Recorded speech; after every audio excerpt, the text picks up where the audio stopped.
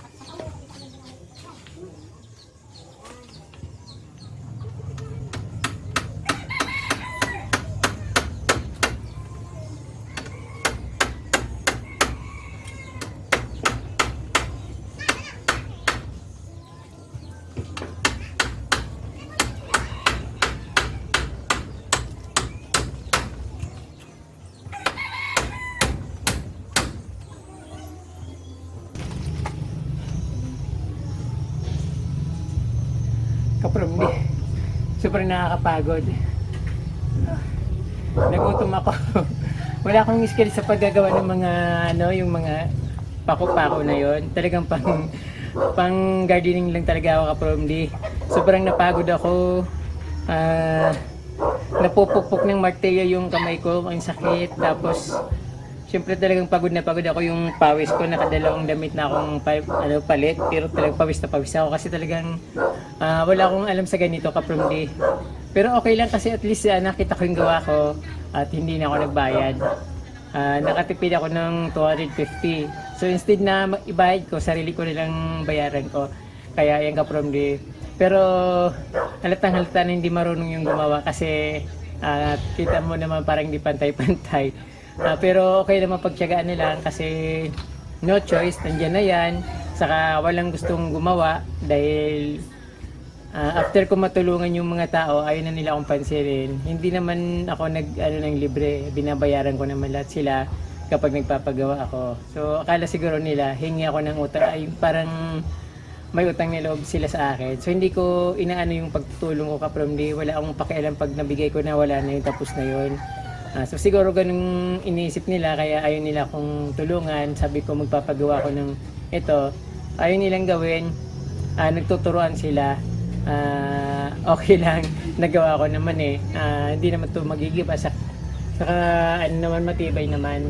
Kaya ko pinoporsyon na maglagay nito ka-promdi kasi pag umuulan, nababasa sa loob, diretso yung tubig lalo pag malakas yung hangin na pag ganun. So yung tubig pumapasok sa loob, kaya parang useless yung bagong bubong kung wala nito. Ito ka-promdi, nilagay ko na lang.